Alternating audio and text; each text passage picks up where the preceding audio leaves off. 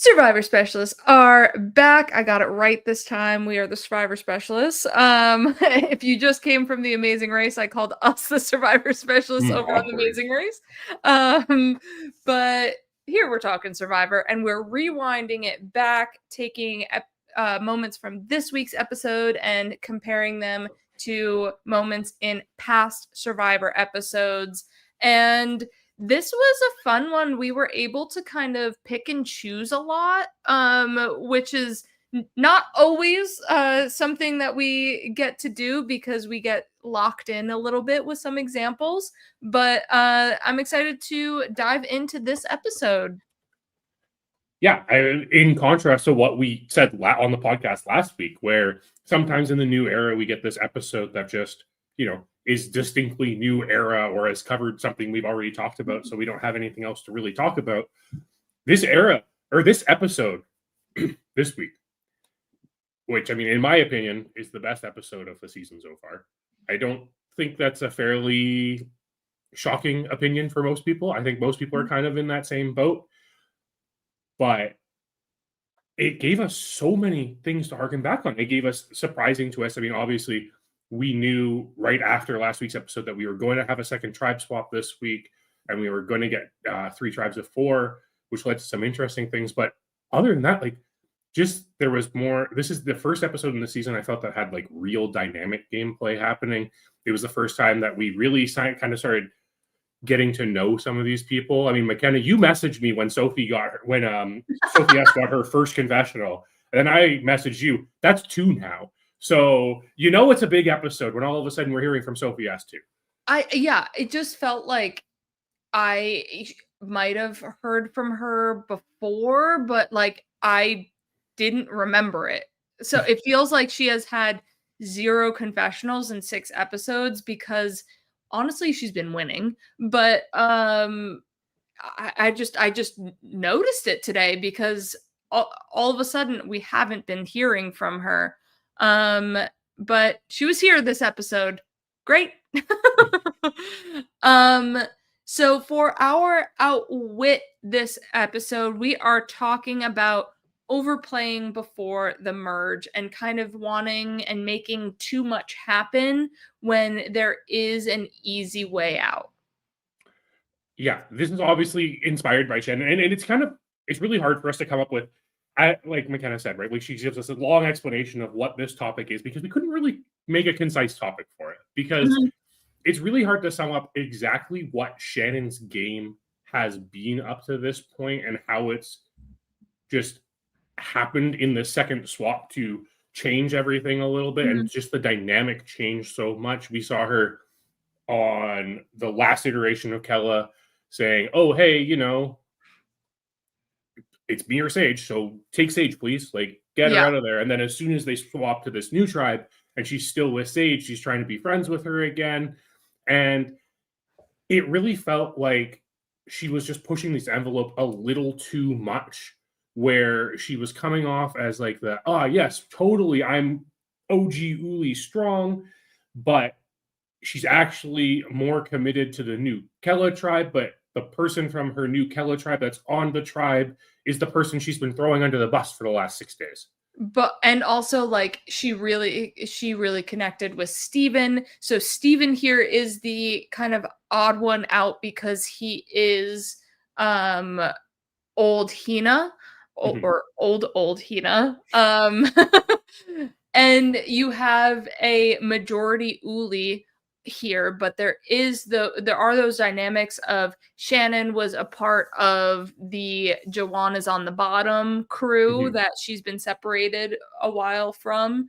Then you have Sage, who was also part of the bottom crew that she got thrown under the bus by Shannon and was trying to make these moves on Kella to kind of let people see what Shannon is doing, of this overly yes, we're great, we're tied, we need to do this move together because we're best pals.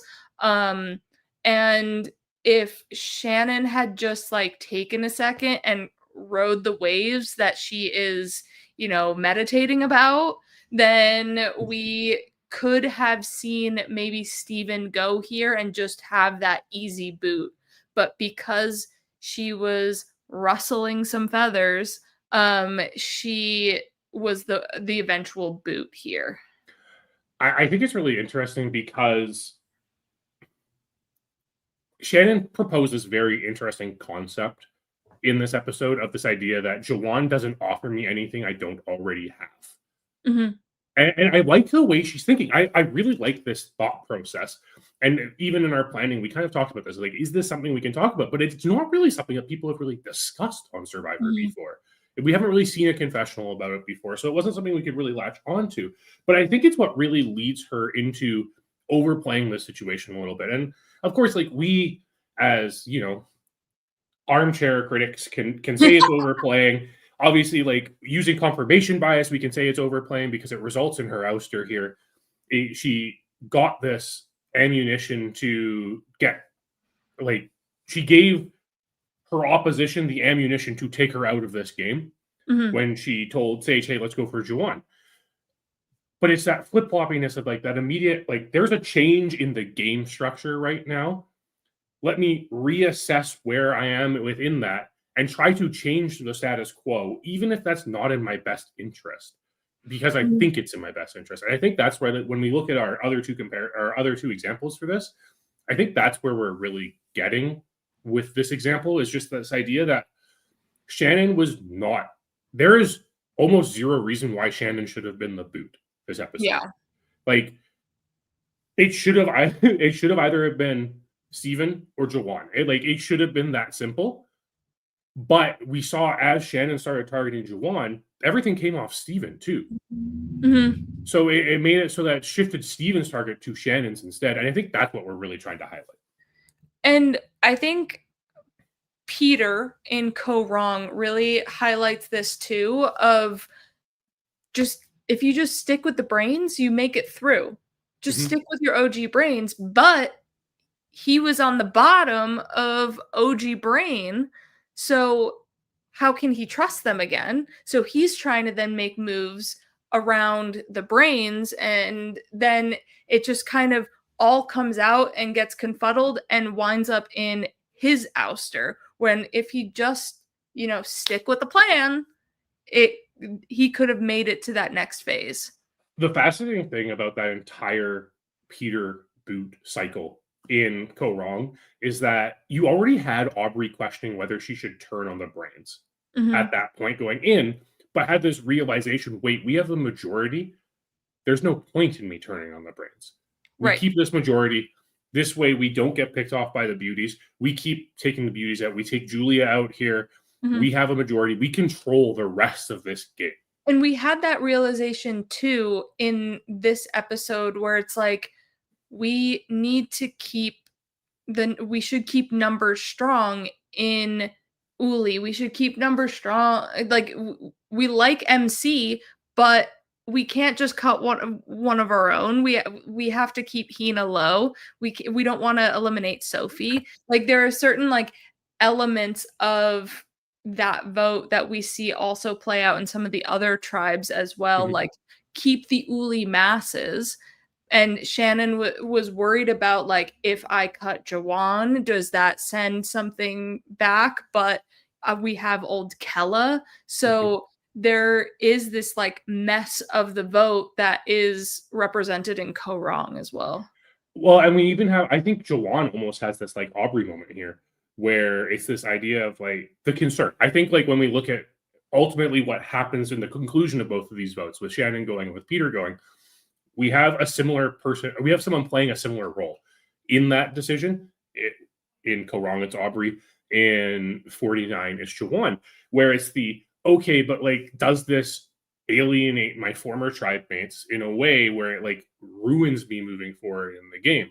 And in both situations, you kind of have this realization. It's like, no, that old group with you isn't sticking with you. And, like, that's that conversation we see between Sage and Jawan, where Sage is like, Jawan, they're throwing your name out already. Like, we're in a situation where they're throwing your name out. If Shannon feels comfortable getting rid of you now, you leaving doesn't matter to those other people over there. Yeah, exactly. And especially because we knew Shannon would go over with those other people. And our next example is we're going to Alexis Maxwell and Kagayan, and Mr. Master Kagayan over here. I'll let you kick us off. So this is the second vote after the swap. So this is after the Cliff boot, after the Lindsay quit. We have Alexis on this beach with the former Brain Tribes and the former Brain Tribe members, plus like a lot of the beauties. Mm-hmm. And you're in this situation where Alexis is kind of throwing out this idea that Jeremiah is the most likely person to flip on the beauties. That there's too much of a concern that Jeremiah is going to flip on the beauties, come emerge, and take away the strength that her, Morgan, Jeffra, and LJ have moving forward, right? And that's very similar to kind of what we see Shannon proposing about Jawan here. Shannon does propose to the fact of Jawan. It's like, yeah, we have Uli strong, but is everyone going to stick to that? Is Jawan going to stick to that? Jawan's been on the bottom the entire time. I think Jawan would have stuck Uli strong the entire time. He seemed kind of oblivious to the fact that he was on the bottom. Yeah. I mean, and we had Sage talking to Jawan being like, all right, we have to get out Shannon because she's closer to the other two that are Rizzo and Savannah. So what are we doing? Where do we factor in Shannon's plans? We don't. And where do you think you factor in Savannah and Rizzo's plans too? Because Sage is kind of opening Jawan's eye to these plans. Yeah, and there is a little bit of a difference because in Kagayan, there's an inciting incident which kind of leads Alexis down this, which is because this is this is after the reward challenge where Tony and Wu go to the other camp and like give an idol clue to Jeremiah that is for the idol on their camp on their beach. So like there is this inciting incident where Alexis being led to believe that Jeremiah might flip, but at the same time, it's just a little. It doesn't quite get there in 49, but it's almost like the second swap incites this in 49, where it's like we had a little switch up. Here's a bigger switch up, and that's what's inciting this idea that okay, people are going to like have been talking to other people now, and like Jawan's probably the safest person here because the Ulis, like those Ulis who ended up on the new Hina tribe. So Jawan, Nate, Savannah, and Rizzo, they don't really have more connections in the game outside of Sophie B, right? Like, they didn't have the opportunity. So that's the other interesting thing about Shannon and Sage trying to go after Jawan. It almost seems like it almost feels like Shannon is planning on doing this to open herself up, come emerge, rather than like guarantee someone's not flipping on her. Right. And I think like that's what Alexis has going on here, right? Where Alexis wants to get rid of Jeremiah because she wants to get back with LJ and Jeffra and work with them, but further her own game. Exactly, right? Like provide that opportunity to kind of catapult herself forward by lessening the impact of what it looks like these like strong 5 beauty members all together. Right, exactly. And unfortunately for Alexis, she meets the same fate of Shannon, and they both go out as this vote right before the merge. And I think there are similar concerns towards Shannon that there were with Alexis, where there's this concern that Shannon gets back with Savannah and Rizzo, and like that's a tight trio you can't really get rid of at that point. And I think then Nate, and then you add Nate, there's the 4. Exactly. And I think Sage really had that concern there after seeing what Shannon did on the New Kella tribe and just knowing where her relationships were. There was a lot of discussion as to whether or not this was a good move for Sage to get rid of Shannon here. I think this was a great move for Sage. I think this opens up the game completely. And I think now that we have this moment, we don't have to have Hina versus Uli. And it makes, hopefully, the back half of the season far more dynamic.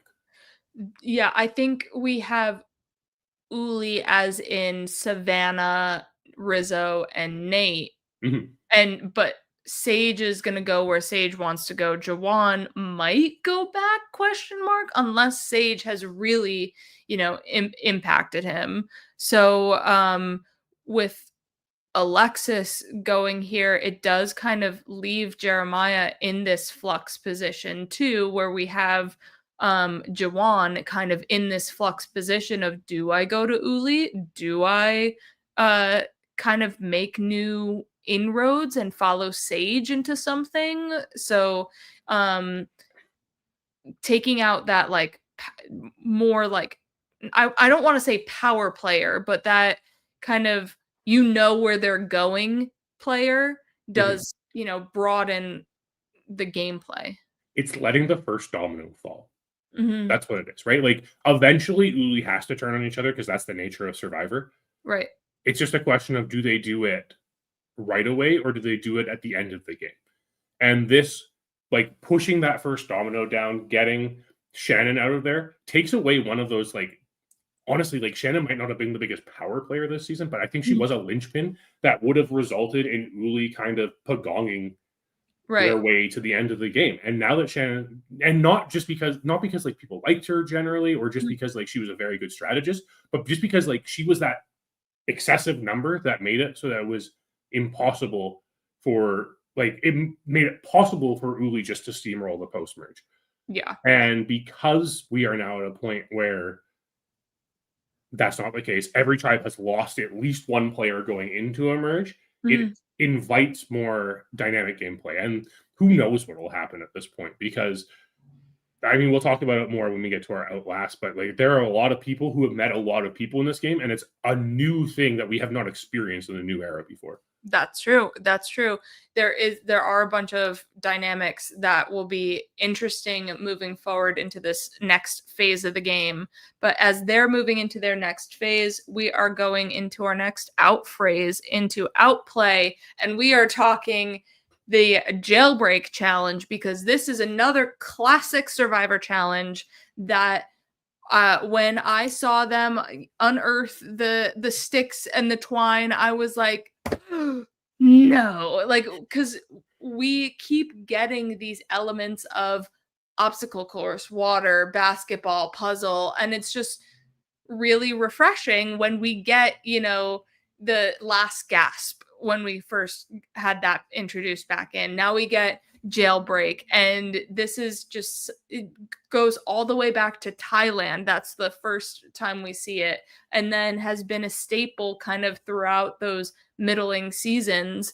And it's rarely used in immunity challenges, which we found out, and it's mainly used in duels. Yeah. So the weird thing about this challenge, first off, Jailbreak, I think, is one of those classic Survivor challenges that we all think Mhm. about. It's only been Yes. used 9 times, which again, like, is, you know, it's like 20% of all of Survivor seasons, but it's still Right. only 20%. And I think there are just such iconic moments associated with this challenge Mhm. that it remains a staple in Survivor and something you think about a lot. Right. Now, John's got some I stats there's for you stats. guys. It's so wild because it's never been used as a reward challenge, but it still isn't predominantly an immunity challenge, which is so weird It's a because dual challenge. it's been used 5 times to re-enter the game. Yeah, or sorry, a re-entry challenge, re-entry. And 3 of those times were in duel. Well, actually, one of those times wasn't in a duel because It one was of in those the duels. Thruel, Oh no, right? it was in the duel. It was in the duel. Okay. But when it was in a duel or the Thruel, we've seen it twice as or 3 times as the challenge that brings people back at the merge in Mhm. Redemption Island and in both the seasons with Edge of Extinction. It was the final re-entry challenge in Blood versus Water, Mhm. which I think is probably, would you say that's the most iconic iteration of this challenge? Like the most memorable of them? Like, yes and no. I think purely based on the challenge, yes. Because you have the Tina Katie moment of, I'm gonna unlock this key. Are you okay with that? is like so emotional because you can see their progress in the challenge. Another one that we're not going to go in depth about that came to my mind was the opening in Second Chances, but that's not because of the challenge itself. It's because that's where Wentworth gets her idol.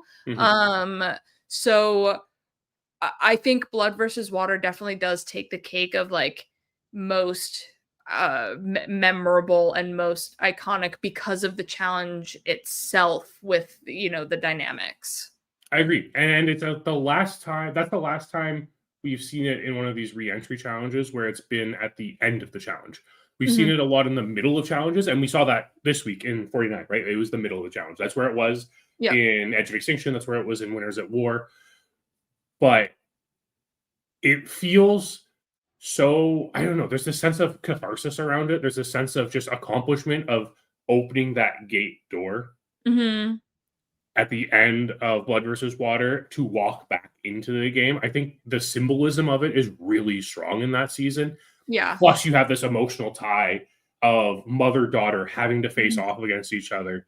Like, it doesn't even matter that Laura Moret's there. Like, it does, because Laura's obviously beasted her way through Redemption Island at this point and is still kicking, still fighting there. But, like, when Tina gets it, and like you said, this is a challenge where we see their progress the entire time. We see how well they're doing. It's like when you saw in this week's episode with 49 and you see Christina's stick just kind of like flopping all over the place. And it's just like, this is so disheartening. What's happening? Like, this is so bad. How are you doing this? Especially when we just saw two other tribes do it so strongly. Like, get their pull working right away. And we get that again in Redemption Island. And when Tina finally gets the key and pulls it over and is just standing there and like double checks with her daughter that it's okay, she goes back into the game. Yeah. Despite the fact that she's probably getting voted out immediately upon doing that. And she knows that, right? Yeah. Like, she's still a winner. Like, the likelihood of her making it to the end and winning is still pretty low there based on the competition that's left in the game. But just like double checking, it's like, Katie, this is like your journey. I brought you here so you could experience Survivor. Are you okay with me going on as our best chance to win the game? There's just such an emotional impact of that moment. Like, there aren't many moments. There are quite a few moments in Survivor where I cry, but there aren't many that are just like a moment in a challenge that makes you cry. Yeah. Yeah. And aside from the like emotional like character moments of this challenge, it is also slightly different, and this is also what we typically see with a prisoner's escape is you're behind some form of bar, but here in 49 they were able to just like free hand this, and it was a little bit easier because they didn't have to like navigate it through a gate of any kind, or a small opening. They could just like fling it close to them. Not having that gate almost, it wasn't as like prisoners escapee, I guess, because you have the gate. Yeah, I mean, it is Jailbreak, but there's nothing they're really breaking. They're just getting a key in order to open a Move lock on. for balls, right? Yeah. But it's also interesting, and I think this is kind of where I like having the gate there, not because it's an obstacle or anything like that, but it gives a visual representation of the struggle to get this, right? When we see Christina on the mat there and her poles whipping around all over the place, we don't really see the struggle in Christina because we don't see her like straining to get through the gate. It's that like arm through the gate. And our other example we wanted to talk about is the Outcast reentry, where they have to do this challenge, and it's so fun that all the materials are just like scattered around, and you know they have to try and like do this challenge through the gate, grab the keys to gain their possible chance back in the game. They also do that kind of thing in Amazon as well, with like scattering the stuff on the floor. And I just think having like the tribe with you during it, trying to help out, how do we get more keys going at once? there's more of a like tribal camaraderie with it that could be had with this challenge, though I do like the solo struggle because hero roles are important in challenges too. I feel that it doesn't just need to be tribe members doing things together. Yeah, and of course, in this challenge, you had one person as the designated rescuer, and they went through the stations to build up to it as well. Right. And I think that's what's fascinating. It's also obviously it's one of the most ridiculous twists in Survivor history. It might be the worst twist in Survivor history. I mean, no one really likes re-entry twists in the first place, but this one also had the awkwardness of the outcast having real food before coming back into the game. Mhm. But it also felt like the way that this challenge was designed, where if the outcasts outright win, two of them come back into the game, both Drake and Morgan have to vote someone out that will be replaced by them. Mhm. Or If one tribe if one wins. tribe wins, the other tribe goes to tribal and gets a member from the outcasts voted onto them. And then the fact that the outcasts do win, Mhm. like it has that iconicness of like, oh yes, this is literally people who have been removed from the game. You have, the jerks buff and everything, right? Like there's resentment in these people, and you see them fighting for that chance to get back into the game. Yeah. And I think that makes it so compelling. And again, Mhm. it's that struggle, that reach, like going for it in order to unlock the cage so you can get out and claim your place back in the game, Mhm. potentially.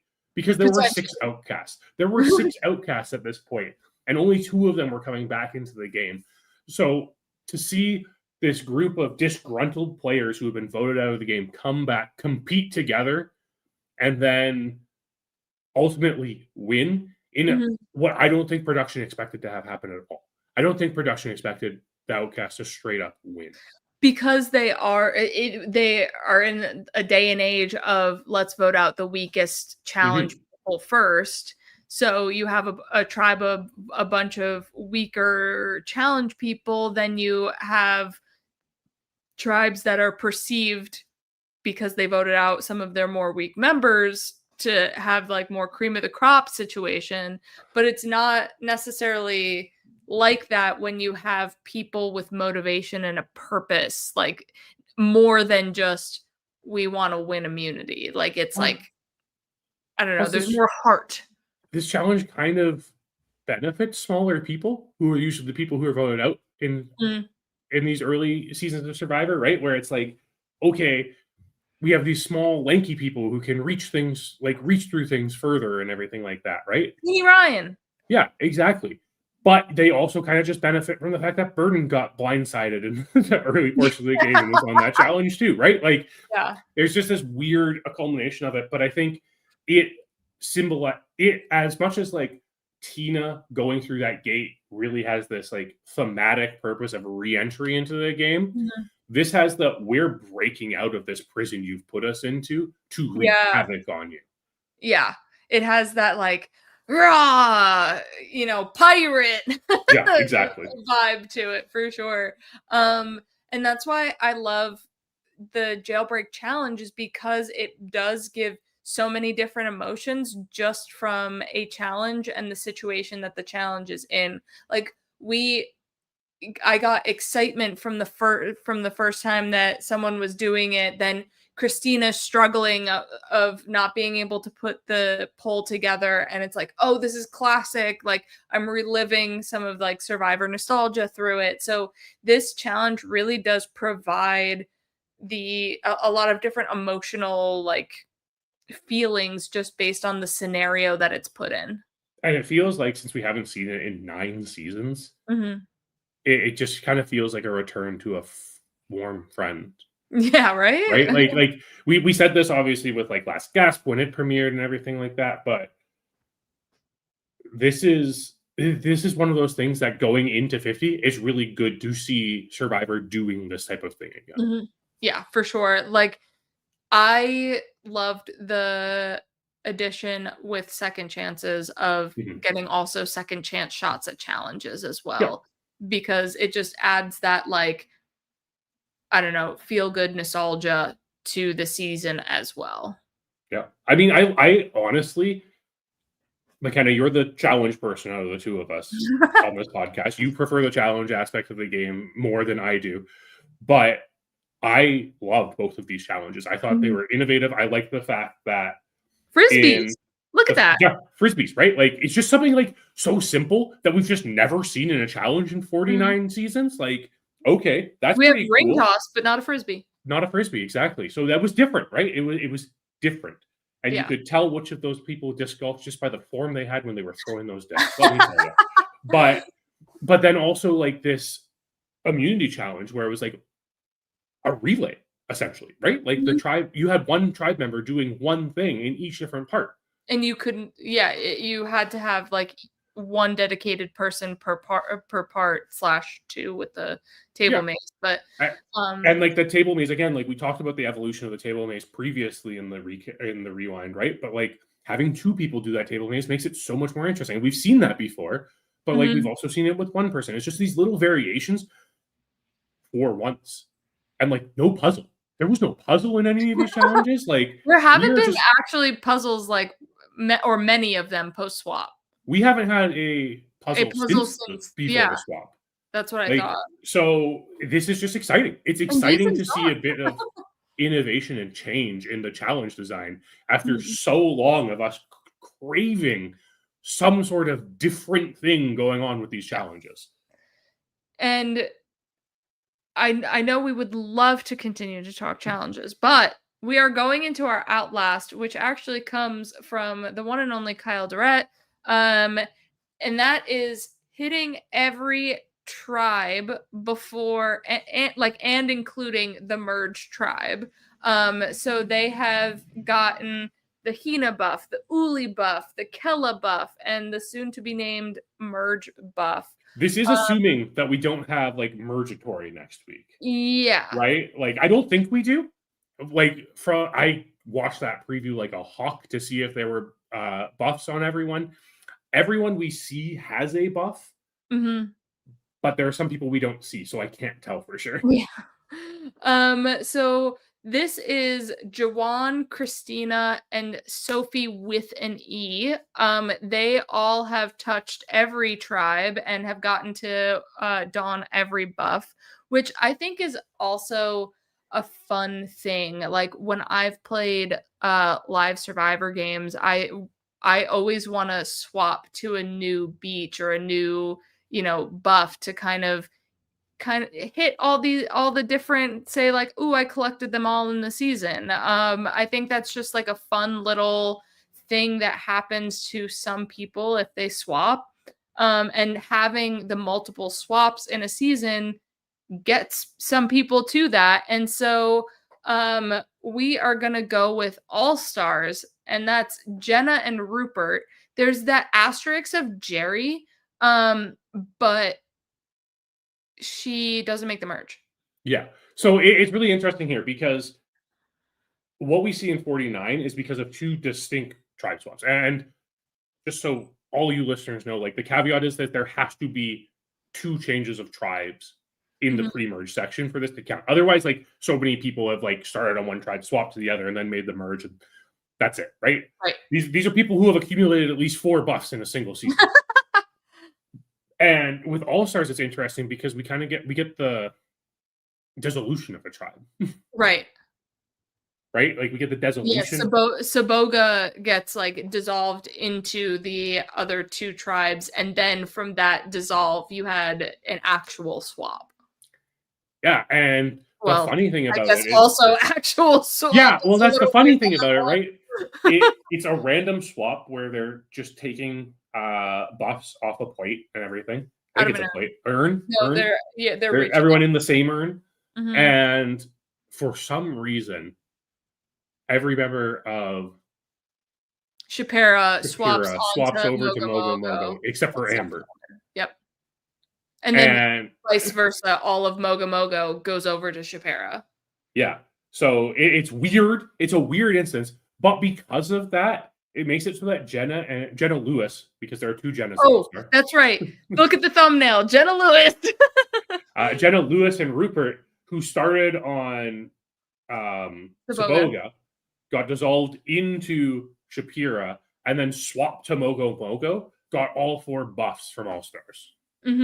Which is also a little bit like nomadic. Like, where is your home too? Like, these people have like a home with certain people, but because they've been swapped around so much, it's probably a lot harder to navigate the game of like, I don't have a common beach. I don't have a common, ally because they swap somewhere. Like, Jawan moved with some of his Ulis to his new beach, but then when he swapped again, he was away from those people that he was just with. Even though they were OG Uli, it's still not people that he was around for a while. So it was like Christina has Sophie, but where do other connections lie in that as well? So it's like not having some of those commonalities. And especially in a dissolve, Jenna and Rupert only have themselves. Right, they have each other. Yeah, And that's we what I see mean. that throughout the Only have entire game, right? Like they make it to Final Four together with Rob and Amber because of that. And I think it's really interesting when we contrast that to 49, where the 2 people who have been with each other on 3 separate tribes, like the 3 different tribes. I mean, we could say 3 separate tribes as well when we consider like Sage and Shannon at the same time too. But like they're butting heads, right? Christina and Sophie are butting heads. Christina keeps saying, "Yeah, we'll just say Sophie's the decoy," and Sophie's like, "F that noise! Like, I don't want that. Get out of here." Why you could be the vote. Okay, bye. Which is just so different than what we see from Jenna and Rupert, who just like latch Lock onto each in. other, right? Yeah. And lock in as a pair. They're like, okay. And I think that part of that just comes from like Also having to vote together beforehand too. that also helps, right? Like the thing is like Christina and Sophie haven't had to vote with each other, and they're kind of like chomping at the bit. I think that is something, right? Like we talk about it a lot with like tribes. We spent a lot of time looking at the disaster tribe side of the new era, but if we look at the tribes that are like the dominant tribes, even when we look at like Tandang in Philippines, right? Tribes start chomping at the bit to like eat each other off, right? Even Yeah. like look at Galoo in Samoa, right? Like these dominant tribes like eating each other off when they get the opportunity to, because it's the first time they get to play the game. And taking the easy vote doesn't feel like playing the game sometimes. Yes. And then I also wanted to talk about Savage and Second Chances because that game is crazy. Also, dear patrons, we are going to hit you with a good episode this week. We're watching Cambodia episode 6, Bunking with the Devil. So go watch that so you can listen to us this weekend. And this is where Savage swaps off of Angkor and the hellscape that was. And he now dons a new buff and can maneuver the game through to KO. He started off at Bion, and he has made some new connections over on Angkor. He has his old group from Bion, and now he's on to KO Beach, and it's just a big like circle of kind of hell that he's living in, that he's like, all right, mentally I'm good on my tribe, yeet onto the terrible worst beach tribe ever, and then now he's pushed into what he feels is like a great position. Yeah, and I mean he kind of gets that like Shannon moment too, right? Of having a majority, like a strong majority in Bion, and saying, I don't really want to like throw Wu as the decoy vote instead for this Spencer boot because like Wu's my boy. Yeah. Just like Shannon does with Steven. I mean, Steven's obviously like supposed to be the actual target in this episode and everything, but it's just fascinating to see like, the more Survivor changes, the more it stays the same. And also how Savage is like so fearful, like his turn of events with the tribe swap, always so fearful of a tribe swap because that's where he loses his control. Mhm. And then now, after being on Angkor, he was like, "Blessed be a tribe swap." Like, Yeah. he's now in the new school game of mixing and matching, moving and grooving, and kind of keeping up with the times here because he, was miserable during a tribe swap. Yeah, it's really fascinating because, and I think this is one of the things that's so interesting just in regards to a second try swap in general, right? Like we don't get many second tribe swaps. We've only had it Mhm. a handful of times. We had it in All Yeah. Stars. Well, All Stars again, like asterisks because it's technically like the Yeah, dissolution yeah, merge. yeah. We have it in Game Changers, Game Ghost Changers, Second Island, Chances, Ghost Island. Uh, Is that it? pretty close. Yeah, right? Like, this is something new. It's very clear, as Phil always says, like, the season prior to all returning season is testing things out. This is clearly testing things out for Survivor 50 because when you have pre-gaming, the best way to eliminate the possibility of pre-gaming in an all returning season, Mhm. mix everyone up as much as possible. Yeah, exactly. And I think this mix and match makes for like adding the second tribe swap, even if it's just for a vote, that one vote can create a bond with someone for the merge. So Savage being able to navigate this vote with having Wu, who's not OG Bion, and having that other connection, then having Abby, who he voted with on Angkor, and having a bunch of OG Bion as well, kind of keeping him connected. He feels like the way that this swap and that the dynamics are working for him, and having this second tribe swap is almost giving him more allies and power in the game. But unfortunate for him with Wu going, Yeah. he just got a little bit too big for his britches. But the second tribe swap really introduces a lot of great dynamics into the game, and it also is really fun when you can like be like Pokemon and collect them all. So I think the fascinating thing about this, and just like this tribe swap in general, the second tribe swap, the idea of the second tribe swap, how it messes things up.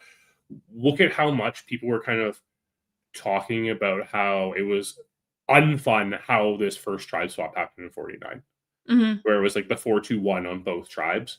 Right. And it's like, oh, well, this doesn't really do anything. Like, yeah, okay, it probably saves Sophie and Alex, but it doesn't really promote any like interesting gameplay because the majority just votes for the two in the Mhm. minority, right? Like we got two of the weaker episodes of the season because they were very predictable boots. It was Right. like that first one was like, is it matter, Jason? And the second one was like, which tribe loses?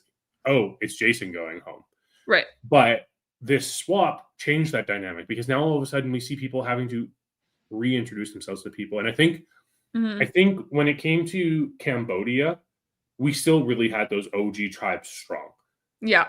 right? Like that still persisted into the merge. And I think a lot until we get Well, like voting blocks and stuff we like did that. see on both sides of like Savage Yeah. with Wu and then Joe with Wentworth Yeah. too.